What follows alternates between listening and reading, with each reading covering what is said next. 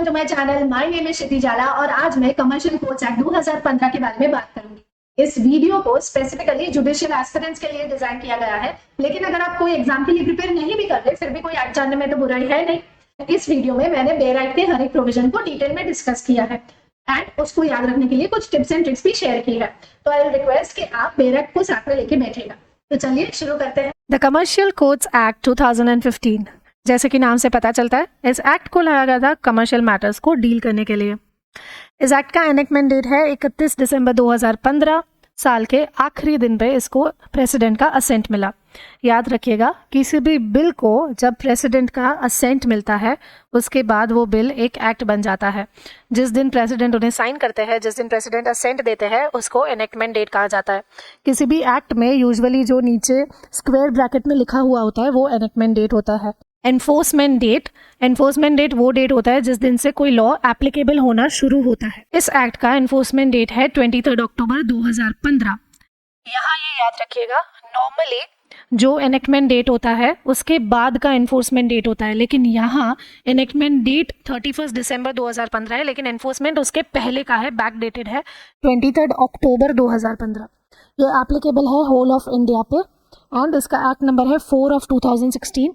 इसको आप याद रख सकते हो, लीप ईयर है जो कि 4 से डिवाइड होता है, तो एक्ट नंबर है 4 ऑफ 2016 एंड सेक्शन है 23। रूल मेकिंग पावर है सेंट्रल गवर्नमेंट के पास, और इस एक्ट को लेकर अगर कोई डिफिकल्टीज है तो वो रिमूव करने का पावर भी सेंट्रल गवर्नमेंट के पास ही है बाय गिविंग ऑर्डर।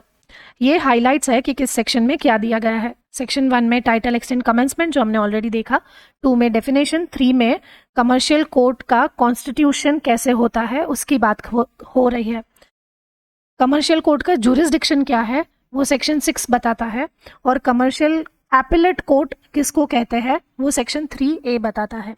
तो याद रखिएगा, सेक्शन 3 कमर्शियल कोर्ट की बात करता है, उसके जुरिस्डिक्शन की बात सेक्शन 6 करता है, और एपिलेट कोर्ट की बात सेक्शन 3A करता है। सिमिलरली सेक्शन 4 कमर्शियल डिवीजन को कॉन्स्टिट्यूट करने की बात करता है, उसके जुरिस्डिक्शन की बात सेक्शन 7 करता है, और एपिलेट डिवीजन की बात करता है सेक्शन 5। फिर हम आते हैं सेक्शन 8 पे जो कि एक बार लगाता है। सिमिलरली सेक्शन 11 भी एक बार लगा रहा है, कौन से बार वो हम डिटेल में डिस्कस करेंगे। सेक्शन 9 जो है वो ओमिटेड है। उसके बाद सीधा आता है सेक्शन 10 पे, वो आर्बिट्रेशन के मैटर्स में क्या जुरिस्डिक्शन रहेगा उसकी बात करता है। सेक्शन 12 बात करता है कि स्पेसिफाइड वैल्यू को डिटरमाइन कैसे किया जाएगा। सेक्शन 12A बात करता है प्री इंस्टीट्यूशन मीडिएशन की।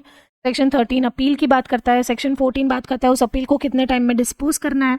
सेक्शन 15 पेंडिंग केसेस को ट्रांसफर करने की बात कर रहा है। सेक्शन 16 CPC में इस एक्ट की वजह से अमेंडमेंट आएगा ये कह रहा है। सेक्शन 17 कह रहा है कि collection and disclosure of data bye all these courts. Section 18 बात हाई कोर्ट के पावर की करता है। सेक्शन 19 इंफ्रास्ट्रक्चर फैसिलिटीज की बात करता है। सेक्शन 20 ट्रेनिंग की बात करता है। 21 बात करता है कि इस एक्ट का ओवरराइडिंग इफेक्ट है। 21A और 22 हमने ऑलरेडी देखा कि रूल मेकिंग पावर और डिफिकल्टी रिमूव करने का पावर दोनों ही सेंट्रल गवर्नमेंट के पास है। एंड सेक्शन 23 बात करता है रिपील्स एंड सेविंग्स की। शुरू करते हैं सेक्शन 2 से। डेफिनेशन 2A में कमर्शियल एपिलेट कोर्ट की डेफिनेशन दी है। 2AA में कमर्शियल एपिलेट डिवीजन की डेफिनेशन दी है। फिर B में बात होती है कमर्शियल कोर्ट की, और C में बात होती है कमर्शियल डिस्प्यूट की। D बात करता है कमर्शियल डिवीजन की। E बात करता है डिस्ट्रिक्ट जज की। F बात करता है डॉक्यूमेंट की। G बात करता है नोटिफिकेशन की। Schedule I specified value. और जो सबसेक्शन 2 है इस सेक्शन का, इसका मतलब हमें CPC और इंडियन एविडेंस एक्ट जो कि अब BSA है उसके मुताबिक समझना है। चलिए इन डेफिनेशंस को डिटेल में जानते हैं। सबसे पहले बात करते हैं 2A की, कमर्शियल एपिलेट कोर्ट।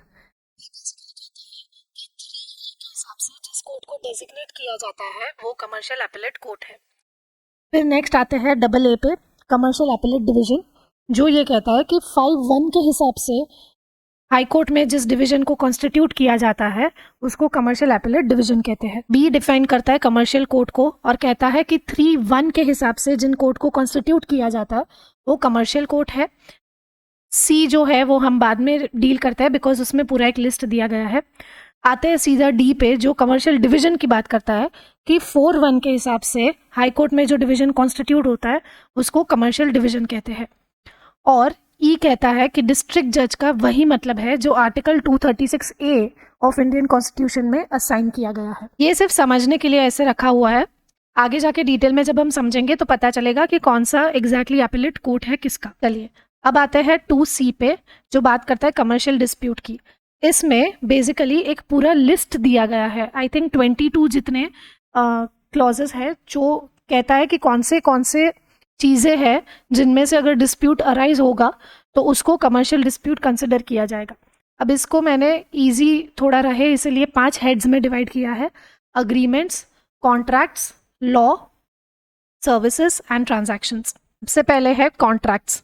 कंस्ट्रक्शन या इंफ्रास्ट्रक्चर कॉन्ट्रैक्ट है या इंक्लूडिंग टेंडर, या फिर इनमें से जो भी सारी चीज़ें दी गई है अग्रीमेंट्स वाली या जो भी, उसकी कोई एजेंसी है उसके रिलेटेड, तो उनके कॉन्ट्रैक्ट्स भी, इनमें से अगर कोई डिस्प्यूट आता है तो उसे कमर्शियल डिस्प्यूट कहा जाता है। सिमिलरली सर्विसेज में export import, carriage of goods, mercantile agency and usages, oil and gas, insurance and reinsurance, इनमें से भी कोई डिस्प्यूट अराइज होता है तो उसे कमर्शियल डिस्प्यूट कहा जाता है। अब ये याद रखिएगा, यहाँ ना मैंने सिर्फ कीवर्ड्स लिखे हुए हैं जिसकी वजह से याद रह जाता है कि उसके अंदर क्या दिया है। फिर हम आते हैं ट्रांजैक्शंस पे।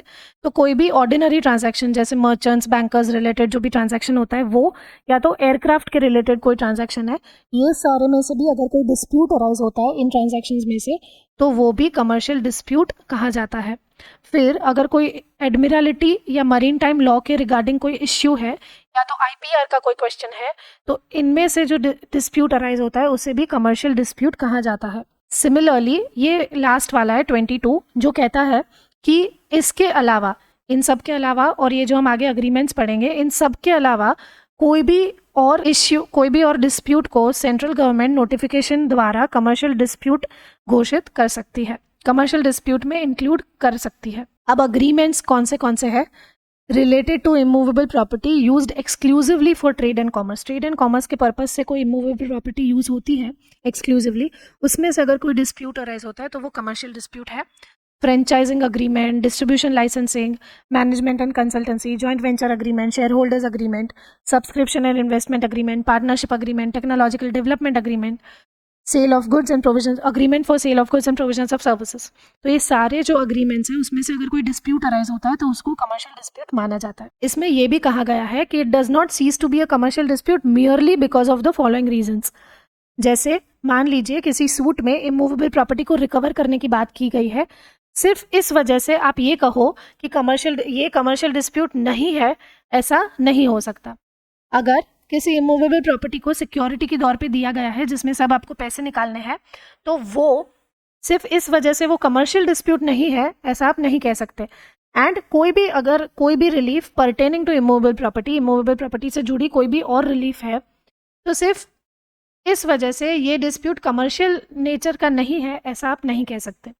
At the same time contracting parties में से कोई एक कॉन्ट्रैक्टिंग पार्टी स्टेट है या उसकी कोई एजेंसी है या तो कोई ऐसी प्राइवेट बॉडी है जो कि पब्लिक फंक्शंस कैरी कर रहा है, और इसकी वजह से आप बोलो कि ये डिस्प्यूट कमर्शियल डिस्प्यूट नहीं है, तो ऐसा नहीं हो सकता। इन सारी रीजंस की वजह से आप ये नहीं कह सकते कि कोई डिस्प्यूट कमर्शियल डिस्प्यूट नहीं है। नेक्स्ट हम आते हैं F पे, जो डिफाइन करता है डॉक्यूमेंट को। इसमें सिर्फ कीवर्ड्स याद रखिएगा कि कोई भी ऐसा मैटर है, ठीक है, एनी मैटर, जिसको एक्सप्रेस या डिस्क्राइब किया जाता है किसी सब्सटेंस पे। लेटर्स, फिगर्स, मार्क्स या इन लोगों का इन सबका more than one of these means, इनको यूज करके किसी मैटर को किसी सब्सटेंस पे एक्सप्रेस या डिस्क्राइब किया जाता है for the purpose of recording it. उस मैटर को रिकॉर्ड करने के लिए आप उसे किसी सब्सटेंस पे डिस्क्राइब कर रहे हो, एक्सप्रेस कर रहे हो, तो उसे डॉक्यूमेंट कहा जाता है। जी पे आ जाइए, नोटिफिकेशन। नोटिफिकेशन का मतलब है जो कि ऑफिशियल गैजेट में पब्लिश होता है, और नोटिफाई का मतलब भी ऑफिशियल गैजेट से रिलेटेड ही लेना है। फिर H बात करता है शेड्यूल की, इस एक्ट के पीछे जो शेड्यूल दिया है उसकी। I बात करता है स्पेसिफाइड वैल्यू की, कि सेक्शन 12 के हिसाब से जैसे डिटरमाइन किया जाता है सब्जेक्ट मैटर का वैल्यू, उसको स्पेसिफाइड वैल्यू कहते हैं।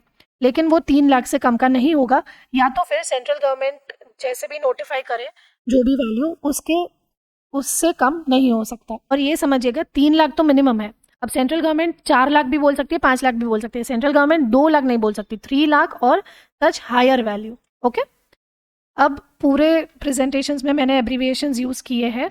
कमर्शियल CC मतलब commercial courts, CAC is commercial appellate court, CD of HC is commercial division of high court, CAD is commercial appellate division, SV का मतलब है स्पेसिफाइड वैल्यू, एंड OOCG ये important है, ये आपको हेल्प करेगा कमर्शियल कोर्ट और कमर्शियल डिवीजन को समझने में।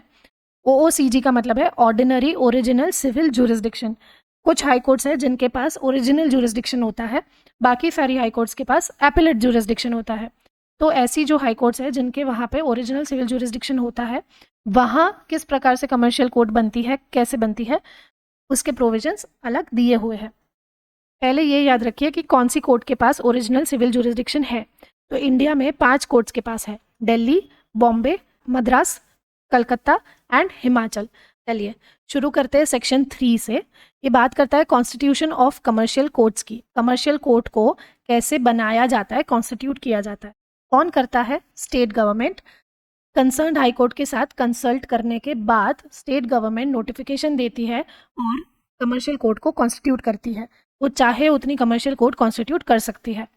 अब ये समझिए, जिस स्टेट के हाई कोर्ट के पास ओरिजिनल जुरिस्डिक्शन नहीं है, डज नॉट हैव, वहाँ डिस्ट्रिक्ट लेवल पे कमर्शियल कोर्ट बनता है। लेकिन जहाँ ओरिजिनल जुरिस्डिक्शन है वहाँ डिस्ट्रिक्ट जज के लेवल पे कमर्शियल कोर्ट बनता है। ये डिस्ट्रिक्ट लेवल की बात करता है और ये डिस्ट्रिक्ट जज लेवल की बात करता है। डिस्ट्रिक्ट लेवल में सीनियर डिवीजन जजेस भी आ गए। ओके, दूसरी बात कि स्टेट गवर्नमेंट, जहाँ जिस हाई कोर्ट के पास ओरिजिनल जुरिस्डिक्शन नहीं है, वहाँ state government concern high court के साथ कंसल्ट करके नोटिफिकेशन पास करेगी कि इसके और उसकी पिक्यूनरी वैल्यू को स्पेसिफाई करेगी फॉर होल और पार्ट ऑफ द स्टेट। ठीक है, और जो पिक्यूनरी वैल्यू है वो 3 लाख या जो भी हायर वैल्यू डिसाइड होती है उससे कम का नहीं हो सकता। वहीं दूसरी ओर जिस हाई कोर्ट के पास ओरिजिनल जुरिस्डिक्शन है वहाँ स्टेट गवर्नमेंट नोटिफिकेशन पास करेगी to specify the pecuniary value कि कौन सी वैल्यू का कमर्शियल डिस्प्यूट यहाँ पे चलेगा, जो कि 3 लाख से कम का तो नहीं होगा, लेकिन वहाँ के जो डिस्ट्रिक्ट कोर्ट्स है उसके पास जो पिक्यूनरी जुरिस्डिक्शन अवेलेबल है उससे ज़्यादा का भी नहीं होगा। मतलब मान लीजिए वहाँ के डिस्ट्रिक्ट कोर्ट के पास 1 करोड़ तक की वैल्यू के मैटर्स को चलाने का जुरिस्डिक्शन है, तो 1 करोड़ से ज़्यादा का पिक्यूनरी वैल्यू नहीं स्पेसिफाई कर सकता स्टेट गवर्नमेंट। ओके, चलिए एक डिफरेंस याद रखिएगा कि जब बात high court which does not have original jurisdiction की आती है तो वहाँ state government concern high court को कंसल्ट करके डिसाइड करता है, लेकिन जहाँ ओरिजिनल जुरिस्डिक्शन है अवेलेबल वहाँ स्टेट गवर्नमेंट सीधा नोटिफिकेशन पास करती है। ठीक है, नेक्स्ट है state government concern high court के साथ कंसल्ट करके नोटिफिकेशन पास करेगी कि किसी भी कमर्शियल कोर्ट का लोकल लिमिट क्या रहेगा, जुरिस्डिक्शन। ओके, एंड उसको टाइम टू टाइम ऑल्टर कर सकती है, इंक्रीज रिड्यूस कुछ भी कर सकती है।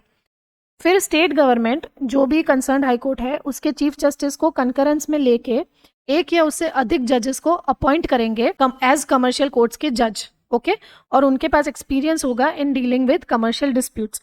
अब वो जज आइदर डिस्ट्रिक्ट जज लेवल हो सकता है या तो court below the level of district जज, कहीं पे भी अपॉइंट कर सकते हैं। सेक्शन 3 में कमर्शियल कोर्ट की बात होती है और उसके जुरिस्डिक्शन की बात सेक्शन 6 में होती है।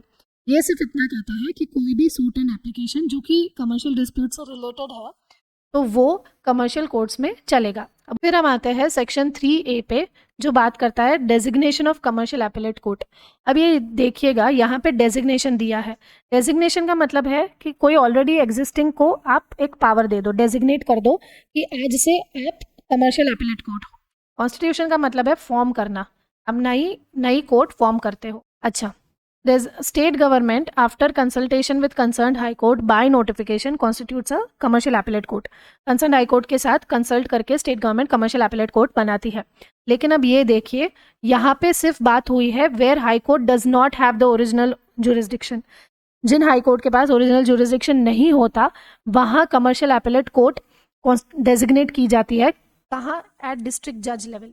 जिस कोर्ट के पास ओरिजिनल जुरिस्डिक्शन होता है वहाँ तो डिस्ट्रिक्ट जज लेवल पे कमर्शियल कोर्ट है, लेकिन जहाँ ओरिजिनल जुरिस्डिक्शन नहीं होता वहाँ डिस्ट्रिक्ट जज लेवल पे कमर्शियल एपेलेट कोर्ट है। एक बार याद रह गया ना, सेक्शन 3 में दिया है कॉन्स्टिट्यूशन ऑफ कमर्शियल कोर्ट्स, उसका जुरिस्डिक्शन दिया है 6 में और 3A में उसका एपेलेट कोर्ट के बारे में बात की है।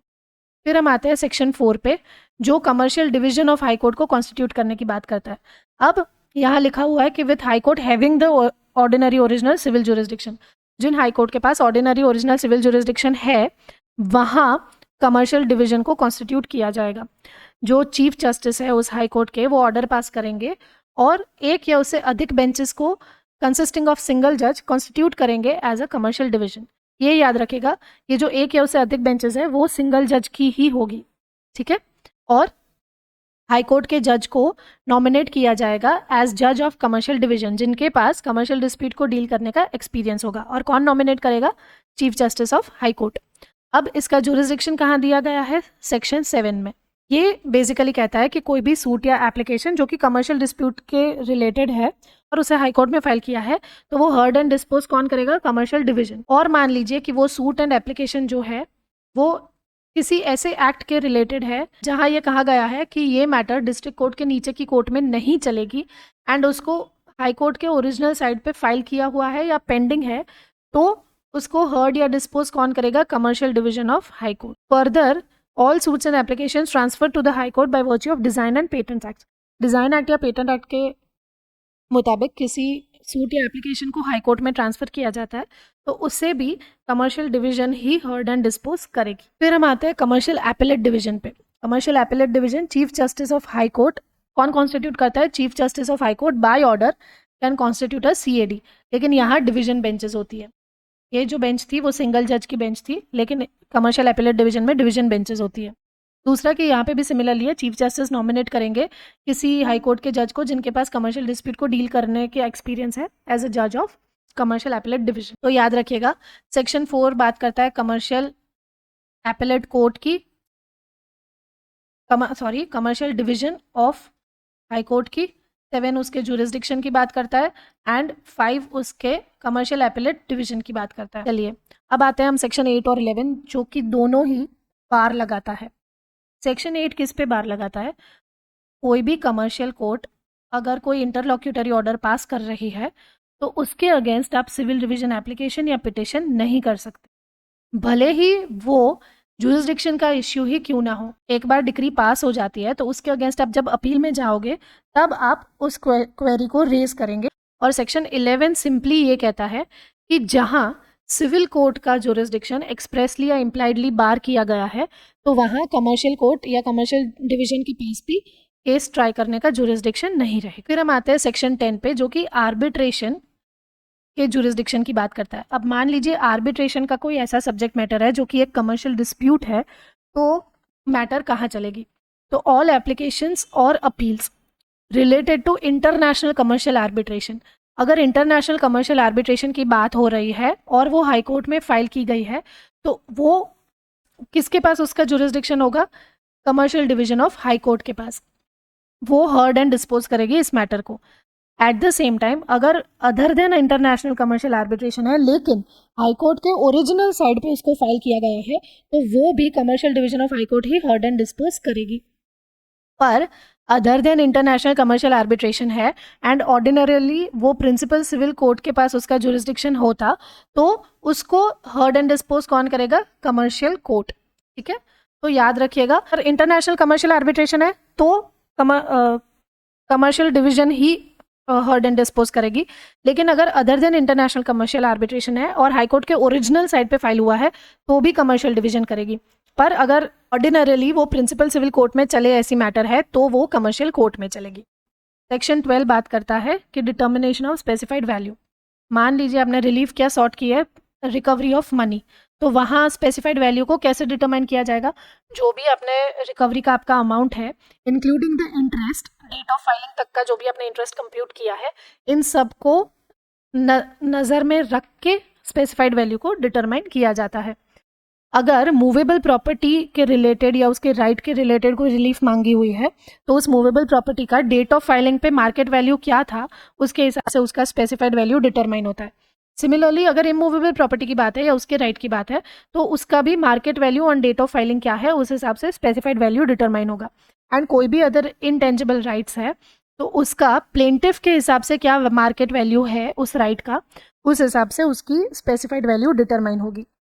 ये सेक्शन ये भी कहता है कि जब बात हम आर्बिट्रेशन की कर रहे हैं तो उसके क्लेम या काउंटर क्लेम का एग्रीगेट वैल्यू जो है वो बेस बन जाएगा ये डिसाइड करने के लिए कि ये आर्बिट्रेशन वाला मैटर कहाँ चलेगा, कमर्शियल डिवीजन में चलेगा, कमर्शियल एपेलेट डिवीजन में चलेगा या कमर्शियल कोर्ट में चलेगा। एंड ये नो अपील और civil revision application shall lie from an order of a commercial division और commercial court finding that it has a jurisdiction to hear a commercial dispute. अगर कोई कमर्शियल कोर्ट या commercial division ये कहता है कि उसके पास है जुरिस्डिक्शन ये डिस्प्यूट को चलाने के लिए, तो उस ऑर्डर के अगेंस्ट आप अपील या सिविल रिवीजन एप्लीकेशन नहीं कर सकते। नेक्स्ट हम आते हैं pre institution mediation and settlement पे। कमर्शियल कोर्ट्स में एक बेसिक प्रोसेस दिया गया है कि किसी भी सूट को इंस्टीट्यूट करने से पहले आप पहले मीडिएशन में जाएंगे।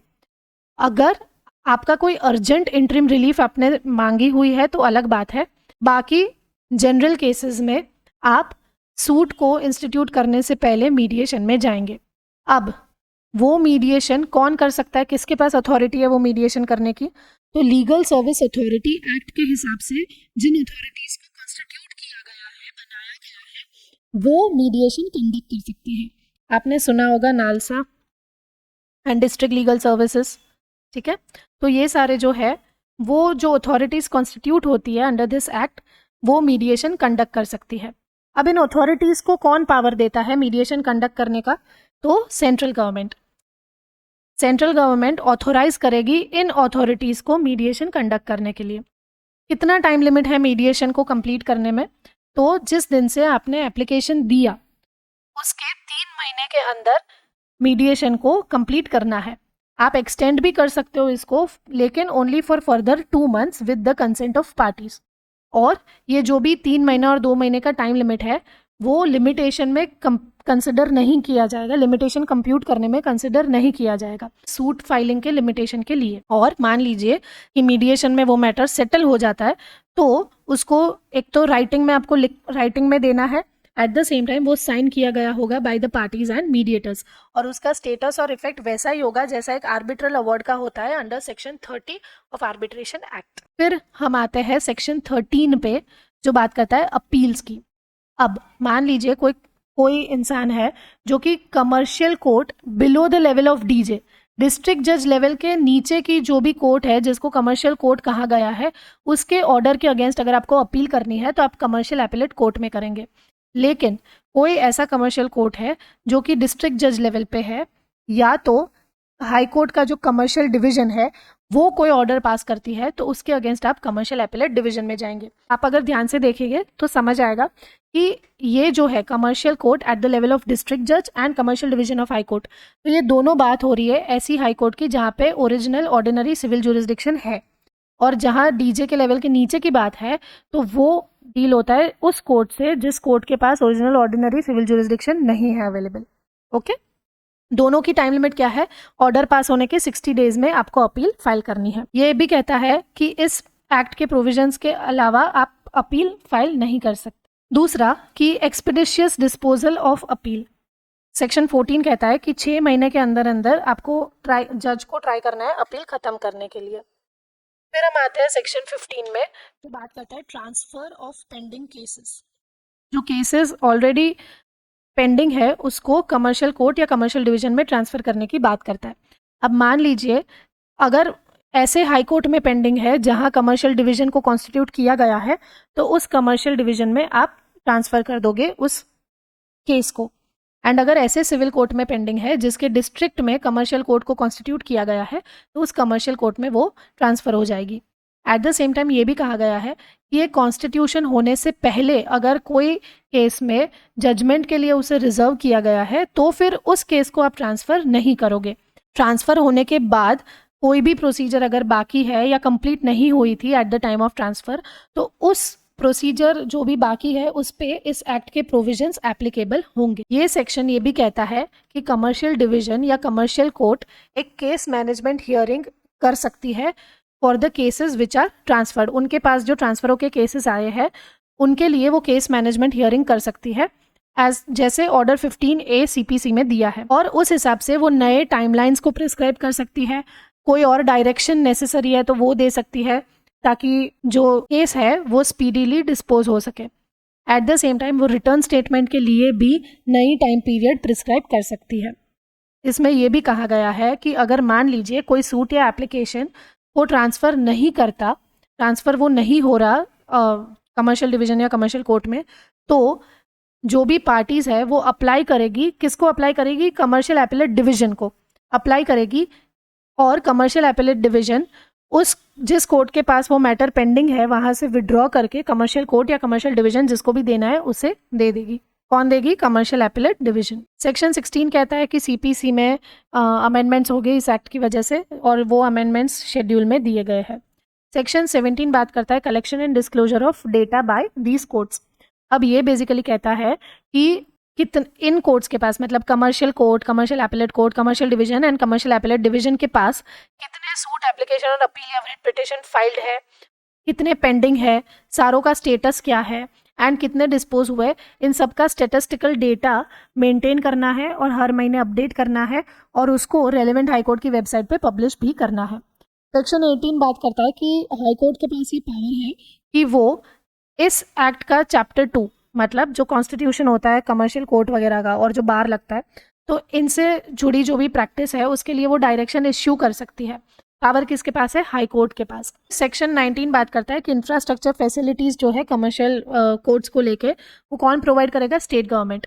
सेक्शन 20 बात करता है ट्रेनिंग एंड कंटिन्यूअस एजुकेशन, कि जो स्टेट गवर्नमेंट है वो हाई कोर्ट को कंसल्ट करके नेसेसरी फैसिलिटीज एस्टैब्लिश करेगी जो कि commercial court, appellate court, commercial division, appellate division, इन सब के जजेस को ट्रेन करेगी और एडुकेट करेगी with respect to commercial disputes को हैंडल कैसे। 21 देखा ओवर राइडिंग इफेक्ट, पहले ही देख लिया था।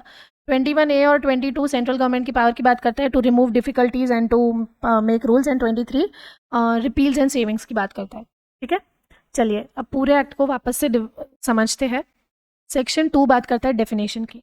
तो पहले तो ए में दिया है commercial appellate court, double A में दिया है कमर्शियल एपिलेट डिवीजन, बी में दिया है कमर्शियल कोर्ट, सी में दिया है कमर्शियल डिस्प्यूट्स क्या होता है, और डी में दिया है कमर्शियल डिवीजन।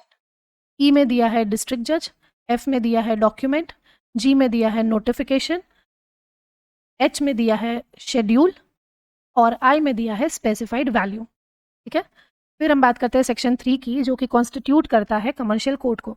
उसका जुरिस्डिक्शन सेक्शन 6 में दिया गया है, एंड एपिलेट कोर्ट की बात करता है section 3A, commercial appellate court. Similarly section 4 commercial appellate court को डेजिग्नेट किया जाता है। ओके, सेक्शन 4 बात करता है constitution of commercial division of high court. High court में कमर्शियल डिवीजन को कॉन्स्टिट्यूट करने की बात करता है। सेक्शन 7 उसके जुरिस्डिक्शन की बात करता है, और सेक्शन 5 कमर्शियल एपिलेट डिवीजन को कॉन्स्टिट्यूट करने की बात करता है।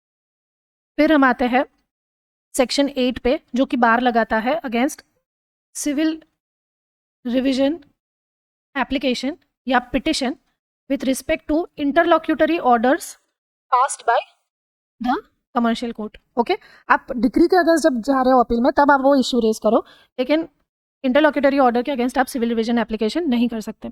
और सेक्शन 11 जो है वो भी बार लगाता है किस पे? कि जहाँ सीपीसी को बार किया गया है वहाँ कमर्शियल कोर्ट्स भी बार्ड है। ठीक है, फिर सेक्शन 9 तो ओमिटेड है। सेक्शन 10 बात करता है आर्बिट्रेशन से जुड़े जुरिस्डिक्शन की। इसमें हमने देखा कि अगर इंटरनेशनल आर्बिट्रेशन की बात है तो वो कमर्शियल डिवीजन में चलता है, लेकिन अगर international arbitration other than international arbitration है पर वो हाई कोर्ट के ओरिजिनल साइड पे फाइल किया गया है तो उसका भी जुरिस्डिक्शन कमर्शियल डिवीजन के पास है। लेकिन वो अगर प्रिंसिपल सिविल कोर्ट के पास उसका जुरिस्डिक्शन है तो वो चलेगा कमर्शियल कोर्ट में। फिर हम आते हैं सेक्शन 12 पे, जो कि स्पेसिफाइड वैल्यू को डिटरमाइन कैसे करना वो बात करता है। फिर हम आते हैं सेक्शन 12A, जो प्री इंस्टीट्यूशन मीडिएशन की बात करता है। फिर हम आते हैं सेक्शन 13 पे, जो अपील्स की बात करता है। 60 डेज में आपको अपील करना है। उसमें भी आप वापस से याद रखिएगा कि अगर कोई कमर्शियल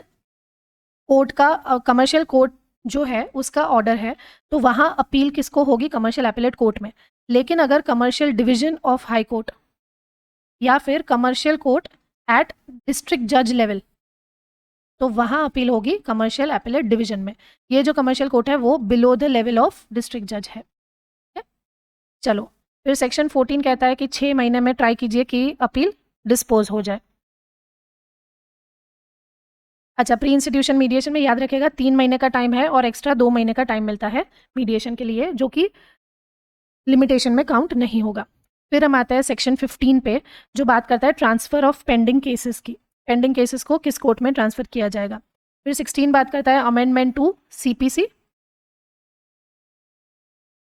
सेक्शन 17 बात करता है कि जो भी स्टैटिस्टिकल डेटा है उनको कलेक्ट करना है, अपडेट करना है। सेक्शन 18 बात करता है हाई कोर्ट के पावर की।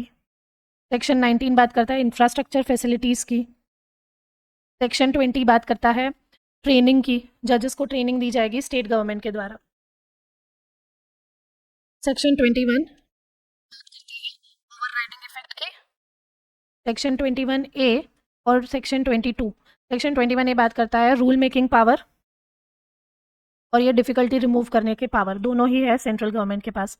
और सेक्शन 23 बात करता है जो भी रिपील्स एंड सेविंग्स की।